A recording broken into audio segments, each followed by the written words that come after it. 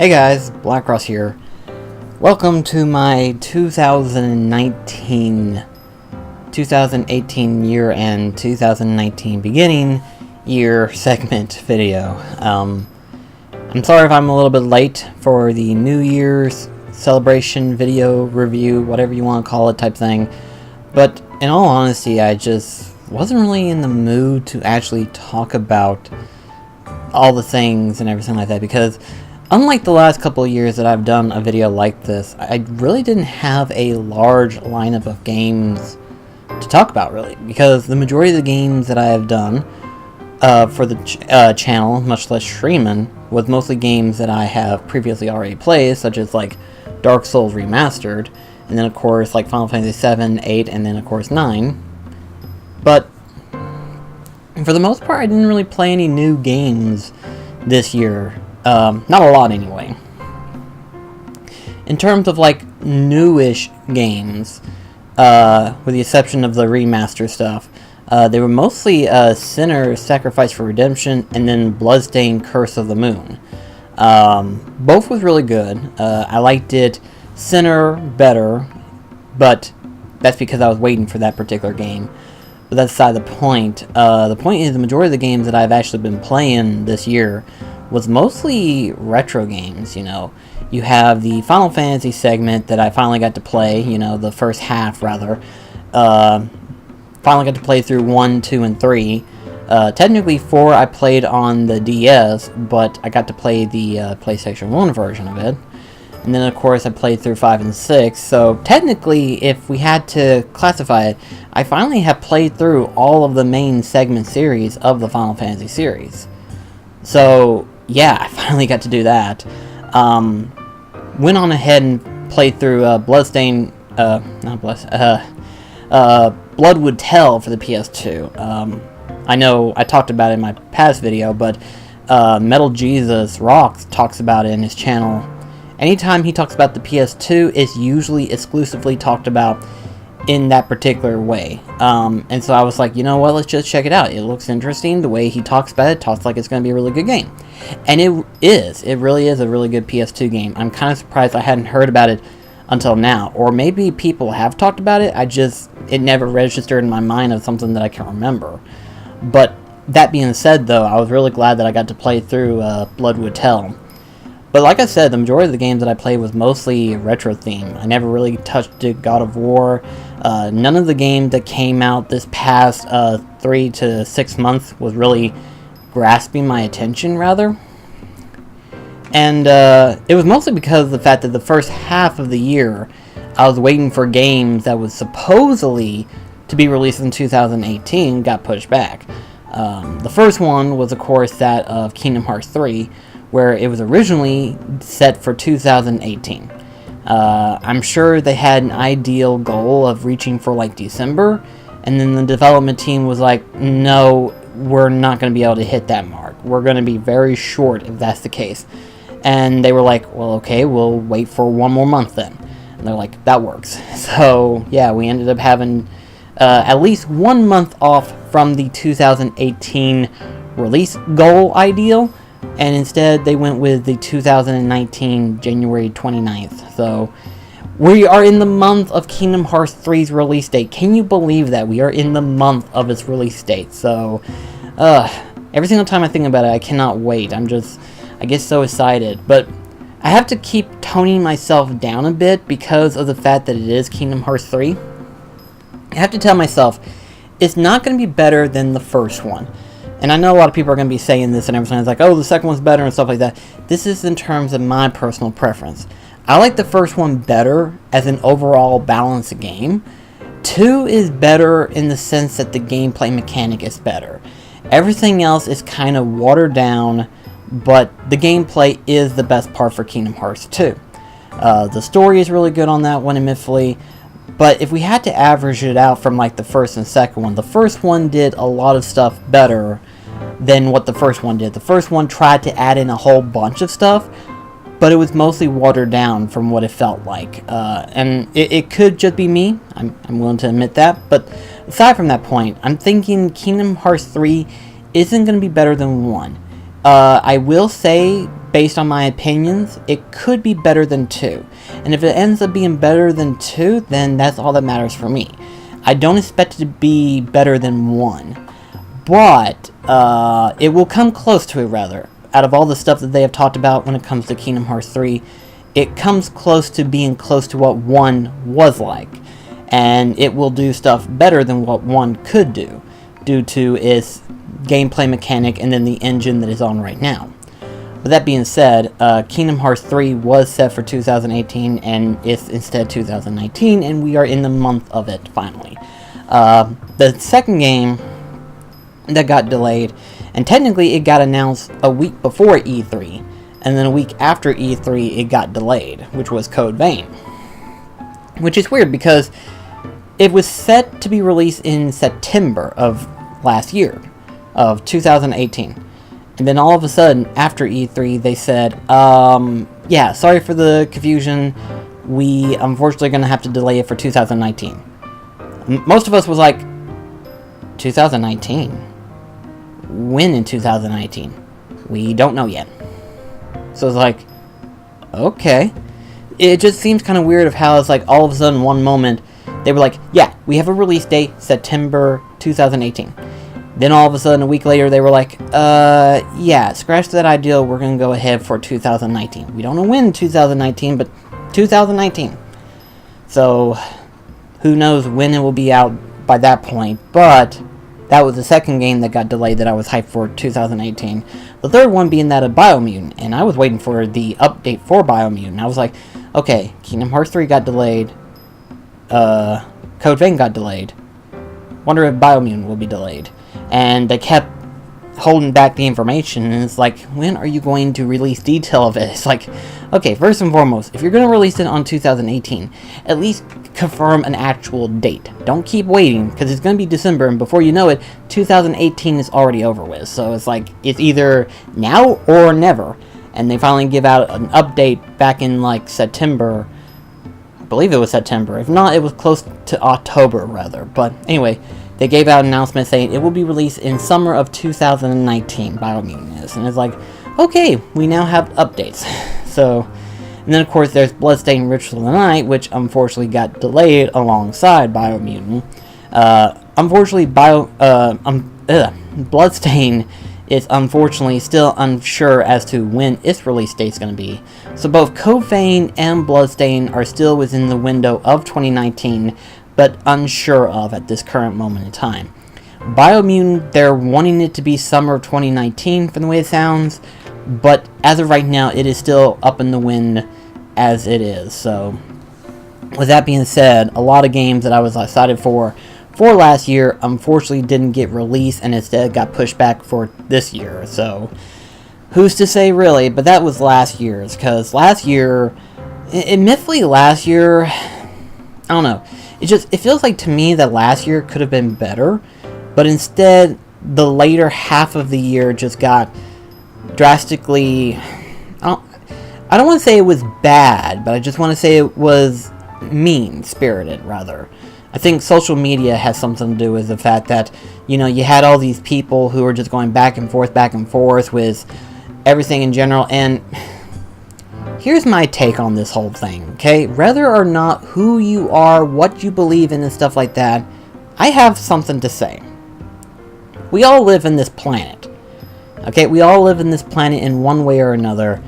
We might as well just get used to differentiate, you know. We are all going to be different. We're all going to have different ideals. We all have different beliefs. We all have different religions. We all have different ideals.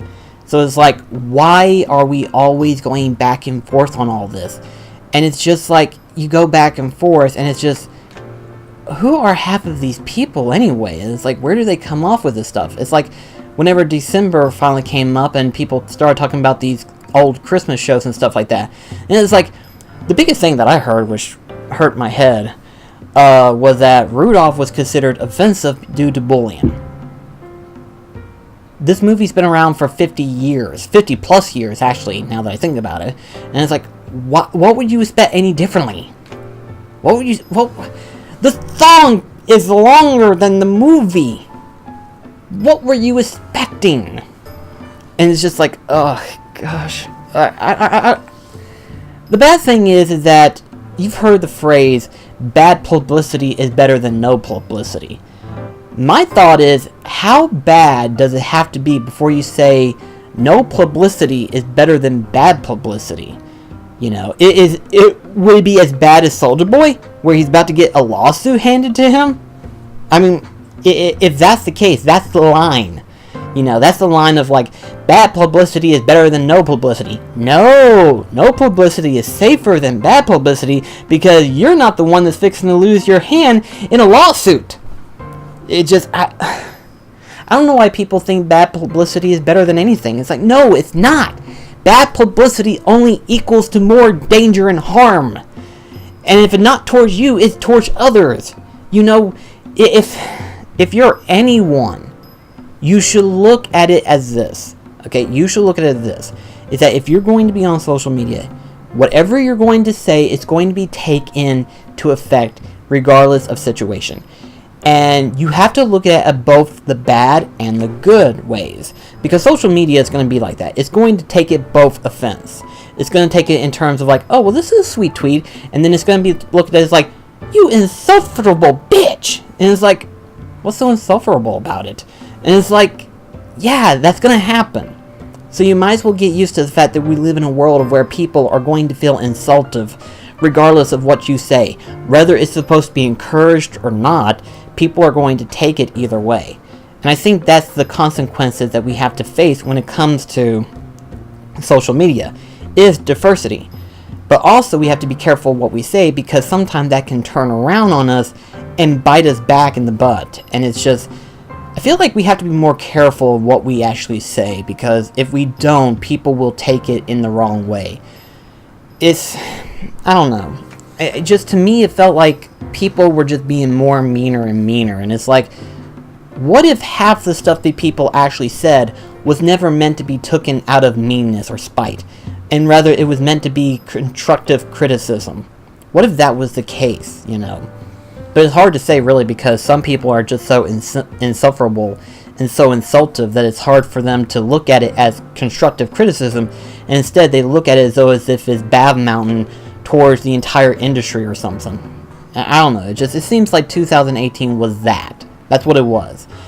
At least the later half anyway, but who's to say, really. 2019, I'm hoping will be a better year, but we'll have to wait and see. I mean, it's already going to be a good year for me because of Kingdom Hearts 3, but here's hoping that the other games that are going to be coming out this year will actually come out of the year that they are stated that it's going to be released. So let's talk about that, actually. Let's talk about the games that will be coming out in 2019, and then what my schedule is going to be for 2019. So let's see if I can kind of get into this whole thing and kind of like explain what the plan is. So first and foremost, obviously we're playing through the Final Fantasy series. You know, we're on 9 right now, and after we beat 9, we'll be playing through 10, and then after 10 it'll be 12. Then it'll be 13, which is everyone's favorite. I'm going to get people hating me on that one, but still. 13 is not a bad game, it's just not a better Final Fantasy game. And then after 13, we'll be playing through 15, which by then, all of the stuff that is supposedly supposed to be DLC and everything like that, which is the last bit of DLC, will finally be the end of Final Fantasy 15 DLC and stuff like that. So, I'm looking forward to playing that. And I'm finally going to be glad to finally put the final nail into this ever-forgotten coffin that just won't seem to end. And the reason why I say this is because Final Fantasy 15, I always go back and forth, if you've noticed. In all of my videos, I go back and forth between loving it and hating it. Loving it and hating it. Liking it, not liking it. It's like, where is it going wrong with this? What is it that I like about Final Fantasy 15? And what is it about 15 that I hate about? And I think I finally came to a conclusion. And it's something that me and my friends discuss about. Is that Final Fantasy 15 is a great game. It is. It is a great game. But it is not a great Final Fantasy game. When you look at Final Fantasy and you look back to the past series and you see what 15 is doing the opposite of what every other Final Fantasy game has done to this point. And it's like, 15 is good, but it's not a good Final Fantasy game. And that's where it gets weird. It's like, the intro to Final Fantasy 15 always says, for newcomers and hardcore fans alike. And it's like, okay, I see you're trying to introduce new audiences, but you're not doing a good job keeping old fans here. Like, for some people, they may like 15, but for me, 15 is a double-ended for me. Like, I like some aspects of 15. There are some aspects that I like. There's a lot of aspects that I love for 15. But I felt like 15 could have been better. There was a lot of things that it could have done better, but it didn't do better. For example, there was a lot of stuff that I like out of all the previous Final Fantasy games. Like, I love all the optional stuff that you can do towards the end of the game, and that you can get. Like, you can get extra items, you can get extra summons, get extra weapons, different abilities and stuff like that. In 15's case, you can get extra abilities, you can get extra items, but at the end of the day, it doesn't feel like it amounts to anything, rather. If that makes sense by any chance. It doesn't feel like it amounts to anything, or if it does, it doesn't feel like it does. That's where I'm trying to get at. But that's going to be at a later video once I get back to playing Final Fantasy 15 and play it at its full limitation and see how 15 does and where it falls in terms of like where I'm thinking Final Fantasy 15 is as a game. But we'll get to that point when we do. But as for scheduling wise, like I said, we'll be playing through Final Fantasy 9 and we'll be playing through it and beating it. But then Kingdom Hearts 3 will be coming out January 29th. So what is the plan for that? Well, I've stated this on Twitter, so I'm going to go ahead and kind of brush through it and tell you how I am. I've decided that I'm going to do a Let's Play for Kingdom Hearts 3, and I'm not going to stream Kingdom Hearts 3. Now, here's the reason why I say this. A lot of YouTubers have went on ahead and basically have stated that they're going to be playing Kingdom Hearts 3, but they're not going to release any content involving Kingdom Hearts 3 until like 1 month from after its original release or something. For example, most of the stuff will not be released until March in regards to Kingdom Hearts 3. The majority of the content creators that I know of, like for example, Super Butterbuns is going to be playing it exclusively for her own time. Cynical is going to be playing it. He'll be doing a Let's Play, but he won't be releasing it until a month afterwards. And I feel like if a community is strong about an ideal, other people who follow in that community should join in on that. And I love Kingdom Hearts 3 that much, but at the same time, I don't want to be in the category of spoilering every little thing in regards to Kingdom Hearts 3. So I'm going to hold back Kingdom Hearts 3 episodes until March the 1st. When March the 1st comes out, the first episode for Kingdom Hearts 3 will be released to the public. And that is the main plan, is that I'm going to be playing through Kingdom Hearts 3, and I'll be just...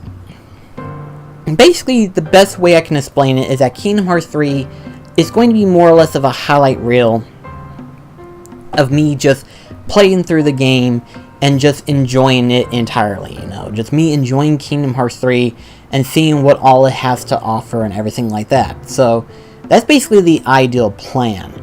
So, be ready for that one whenever March comes around. You'll see it then.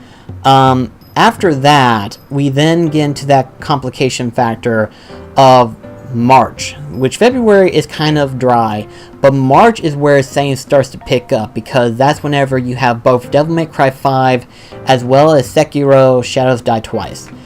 That's where it gets interesting, because keep in mind, if I do it correctly, I should be at Final Fantasy X by that point. But what am I going to do then? Well, depending on where I'm at in terms of Let's Play progression, I may wait to play I may wait for Devil May Cry 5 or Sekiro Shadow Die Twice until after I beat Final Fantasy X. Because every single time I play two games at the same time, I always end up playing one game more than the other. So I always feel like I should just stick to one game and play it through and beat it, and then that's it. So after I beat Final Fantasy X, we will then play through Devil May Cry 5. And then, depending on how I feel, I may change my mind. But then we will pick up for Sekiro Shadows Die Twice. And then we will pick up on Final Fantasy 12. Only to lead on to 13 and 15. Now, of course, depending on how everything else happens between then and there, because keep in mind, like I said, Code Vein, Biomutant, and Bloodstain has no official date 2019. As far as we know, it's just 2019 or summer of 2019, so we don't really know when exactly. But in terms of like other games that I'm wanting to play for 2019, and this is all just like at the right now open win. Like if we get to a point where we've already played through all of the Final Fantasy games, what games are next? I've got a list kind of piled up for 2019, and this is just scratching off from the top of my head. This isn't like I have a list of games that I have to play. No, these are games that I want to play this for 2019. I want to try playing this and this. And most of it's RPGs. But I want to play through Legends of Dragoon. I have heard that that is an excellent RPG that came out for the PlayStation 1, and I have no doubt in my mind. I just haven't gotten around to start playing it, so I say after Final Fantasy 15, depending on where we're at in the year, we will probably start on Legends of Dragoon. And then after that, I want to try playing through Breath of the Wild. I've been wanting to play that game forever. Been wanting to play that for so long. And so depending on where we're at, we will be playing through Breath of the Wild as well. Aside from that though, there is also God Eater and God Eater 2. Because technically God Eater 3 comes out sometime this first quarter of the year, I've noticed. I didn't realize it, but yeah, I forgot that God Eater 3 does technically come out in 2019. And it's like, oh yeah, God Eater comes out in 2019. Shit, I still need to play through the first and second one. And I've heard they're both really great games. I just haven't gotten around to play it. So I'm hoping to eventually play through the first and second one, and then I will delve myself into the third one, and I'm hoping it'll be really good. And then of course, there's also Ni no Kuni and Ni no Kuni 2.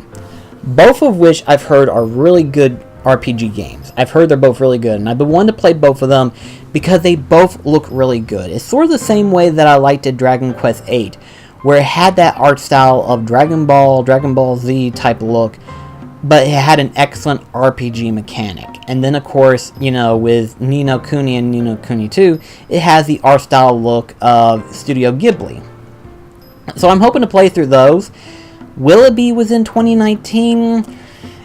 It will be close. We'll put it in that perspective. It will be close. Considering the fact that I'll be playing through all of the Final Fantasy games that are remaining. And then, of course, Kingdom Hearts 3, Devil May Cry 5, Shadows Die Twice, so on and so forth. So, depending on where we're at in 2019, we may get to those.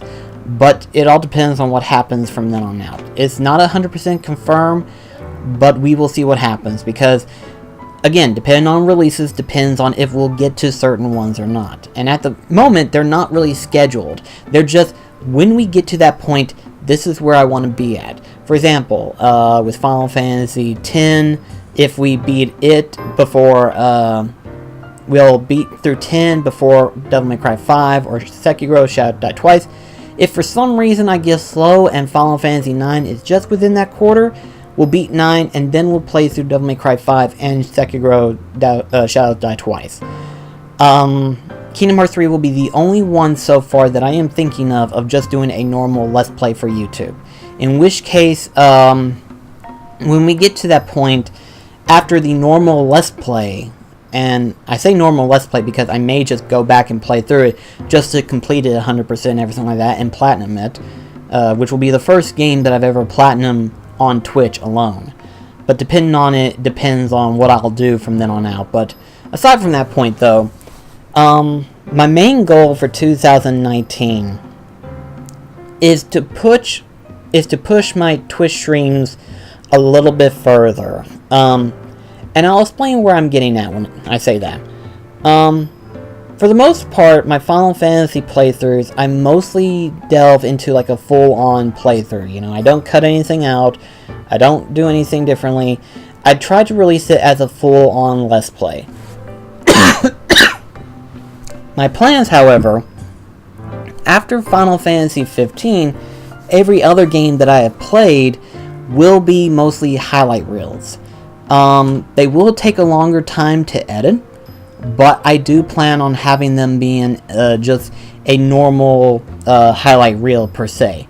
Now, that being said, that's not to mean that I may change my mind, just make it a normal Let's Play of, like, say, for example, Legend of Dragoons or Devil May Cry and stuff like that. But for the most part, I just want to do a highlight reel of these other games, per se. And that's kind of like the ideal assumption that I think. And it's kind of hard for me to say why I think that. But by doing a whole Let's Play for YouTube, it feels like there's nothing different compared to just watching a normal stream video on Twitch. And the thing is, I want to do more Twitch streaming, but at the same time, that means that I have to watch out for more videos that I'll be doing in the future. So, the plan that I have for Twitch is that I'm going to be doing 2 times the amount of streams that I normally do. That I will be streaming of a morning, and then later on the day, I'll be streaming that evening. So in other words, it's bet an hour to an hour and a half of a morning, and then an hour and a half in the evening. Expect that ideal plan to kick in. Now, whether or not I plan to do that in full force, it's hard to say at this moment right now, but I cannot 100% confirm where I'll be at from then on out. But that's the ideal plan, is that of a morning from like 8 a.m. to like 9:30 a.m. I want to say, is when we'll do a morning stream. And then of an evening from 6:30 p.m. to like 8 p.m. is whenever I'll be doing my evening streams. Now, with the exception of like Wednesdays and Sundays, those are going to be my normal Twitch stream days. Sunday and Wednesday are going to be my off days. I do need to kind of update that on my Twitch profile thing, but that is the main plan. But that's kind of like the open window ideals concept. I've kind of discussed about it with other people on Twitch, and they actually like this ideal. They like it a lot. Number one being that I can actually get through the game a lot more quicker, but at the same time I get to do more gameplay hours with it and stuff. But also too, another reason why I'm going to do it that way is because Sunday and Wednesday will be my off days, but they'll also be my days of where I can be like, okay, this is the perfect time for me to go ahead and catch up on editing other videos, getting them all fixed up and everything like that. As well as, like, for example, whenever me and Delmar actually get around to doing the Mullen Studio podcast. We're wanting to get back to doing that. We cannot say for sure if we will have an official comeback video, but we are going to try to come back and do a Mullen Studio podcast. It's hard to say if we're going to do it, or if we'll be able to jump into it easily, but that is the main plan, rather. That is what we want to do. But for the most part right now, that's kind of like the ideal, is that I'm going to do more of pushing my Twitch streams rather than YouTube. Not to say that I think YouTube is doing anything bad or anything like that. It just, my main focus should be Twitch streaming because I enjoy that better than I do YouTube alone. So, we'll see how that goes. And I'm hoping once we get to that point, Twitch will do better, in which case my channel will do better as well. But we'll see what happens. We'll see. Maybe things will do better. Maybe... I really don't want to keep talking about this part, but it's part of my life at this point, so I figure I'd go ahead and just talk about it. In terms of, like, my life goal, this year is going to be my make it or break it year. And what do I mean by my make it and break it year? This is the year where I finally shut down everything that has made me irritated or ticked off or mad or angry. I'm going to shut all that down and move on to something else. My job has been nothing but a pain and a nuisance for like the past 6 months now. And it's like, this is the year where I have to make a stance of either the job improves or I just quit. And that's where I have to make that line decision. Is it going to be a good decision? Admittedly, no. But it's a decision that I alone have to make. So, what will I be doing if I end up quitting my job? At this moment right now, I don't know. But I want to find a job that isn't going to be stressful towards me, and instead will allow me to be more open about what I want to do, as well as to have the freedom to do what I'm doing here. It's kind of weird saying that right now, but my main focus is to do what I'm doing right now, opposed to what I'm doing as my job.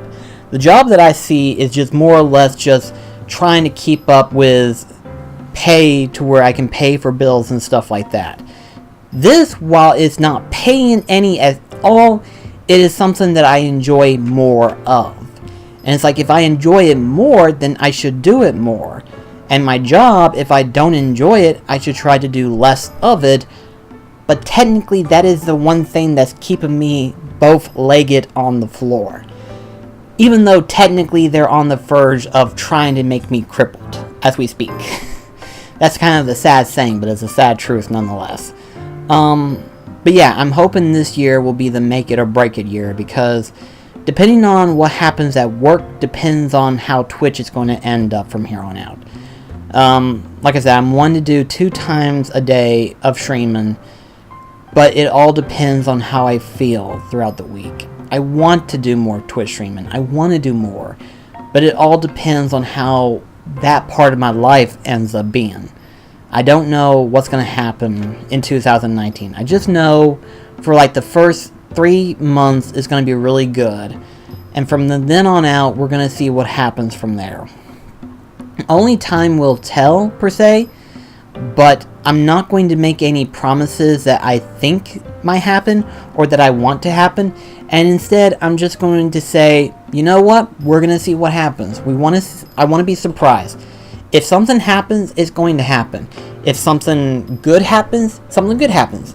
If something bad happens, I'm going to move away from that and just move on to something else. Better opportunities equal a happier me, I guess. But anyway though, guys, that's going to be it for this video. I just want to kind of go ahead and throw this out there to let you guys know of how I'm thinking, how I feel towards 2018 as well as 2019.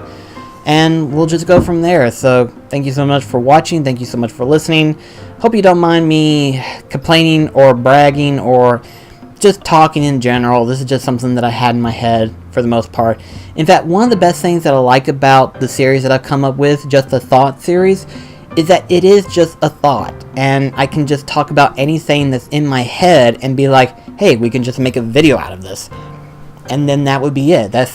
I like the ideal assumption, so be prepared to see more of just a thought theory. So, thank you so much for watching, and I shall see you in the next video. Take care, guys.